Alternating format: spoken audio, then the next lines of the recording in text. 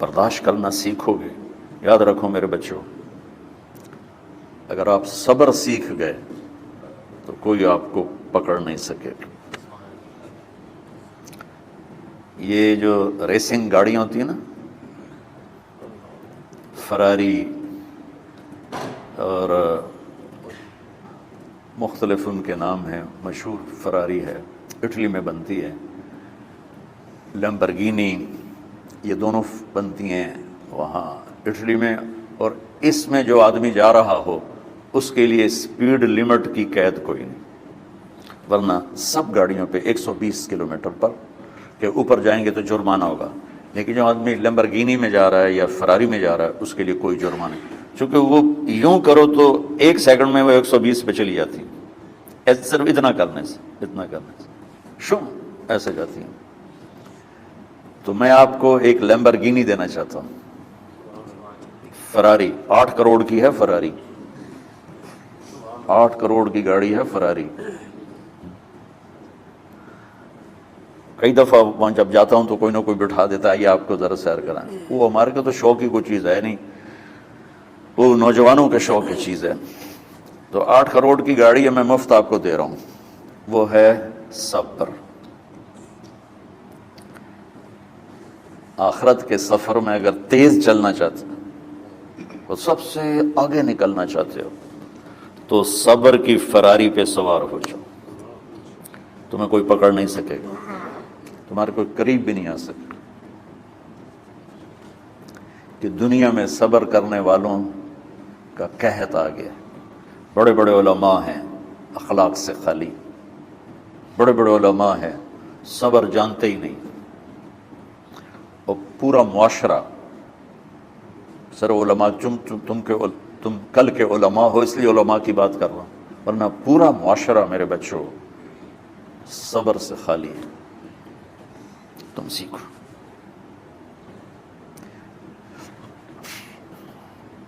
دیکھو میری ایک بات سنو، علم کی کمی ہو تو اچھے اخلاق اس کو چھپا دیتے ہیں، اخلاق کی کمی ہو تو بڑے سے بڑا علم بھی اسے چھپا نہیں سکتا.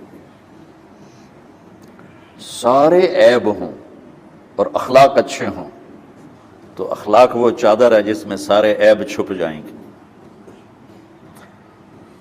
اور ساری صفتیں ہوں اور بد اخلاق ہو تو ہر صفت کو بد اخلاقی چھپا دے گی.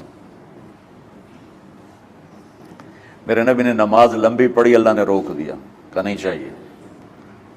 ما انزلنا علیک القرآن لتشقی، مختصر نماز پڑھیں، درمیانی نماز پڑھیں. پیسہ سارا خرچ کر دے، اللہ نے روک دیا. ولا تبسطھا کل البسط، میرے نبی سارا خرچ نہ کرو، کچھ بچا کے بھی رکھو. تبلیغ میں اپنی جان کھپائی، اللہ نے اس سے بھی روک دیا. فلا تذهب نفسک علیہم حسرات، تبلیغ کرو خود نہ مر جاؤ. تبلیغ کتنا بڑا عمل ہے، اللہ نے کہا اعتدال. نماز کتنا بڑا عمل ہے، اللہ نے کہا درمیانہ ہاتھ رکھو. مال خرچ کرنا کتنا بڑا عمل ہے، اللہ نے کہا درمیانہ ہاتھ رکھو. جب میرے نبی نے اخلاق میں بلند پرواز دکھائی تو اللہ نے کہا شاباش انک لعلی خلق عظیم. میرا نبی میں آپ کو شاباش دیتا ہوں، آپ کے اخلاق بڑے عالی شان ہیں.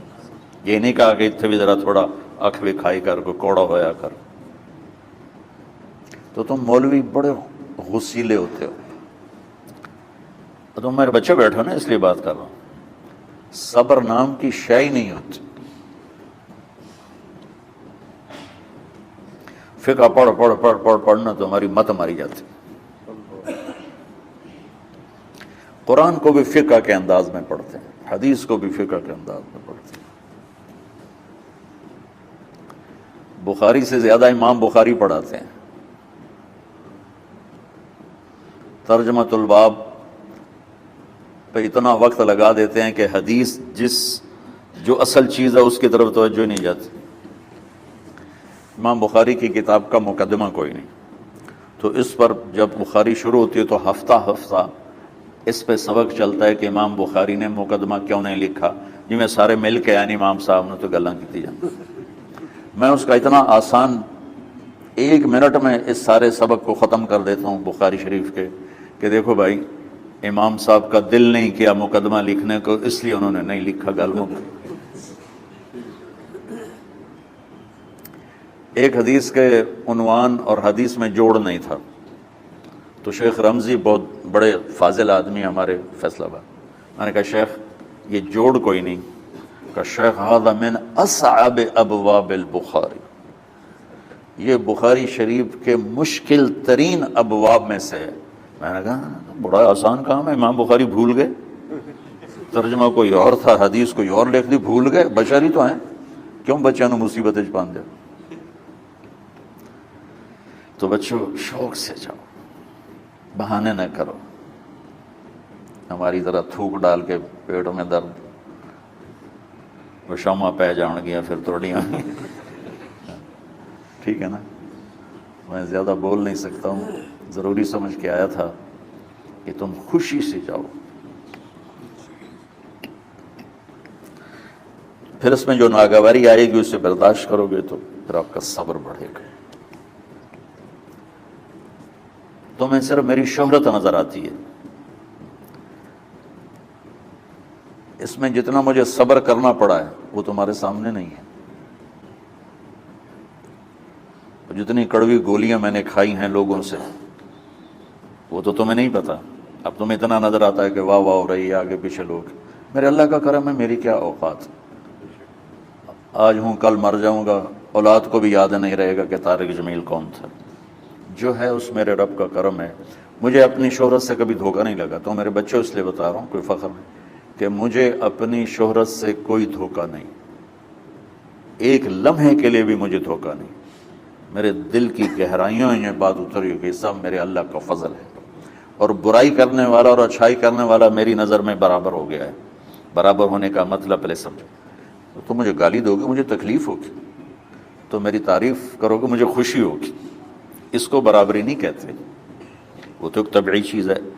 یہ میں نے ہاتھ پہ اپنا ہی ہاتھ مارا تو اس کو درد ہو رہا، تو اگر میں مولوی شوکت صاحب سے بدتمیزی سے بات کروں گا تو ان کو تکلیف ہوگی، اور میں ان کی قربانیاں بیان کروں گا، یہ ذرا کھڑے ہو نا، ادھر ہاتھ دو، یہ اس سارے نقشے کے بانی ہیں، یہ پہلی اینٹ ہے، یہ 3000 روپے اس وقت لے رہے تھے 1985 میں 86 میں کراچی، 7,000 ان کی تنخواہ تھی، اور میں نے ان کو تلمبے میں بلایا 900 روپے مہینے پر۔ کتنا فرق ہے 7,000 اور 900 کا؟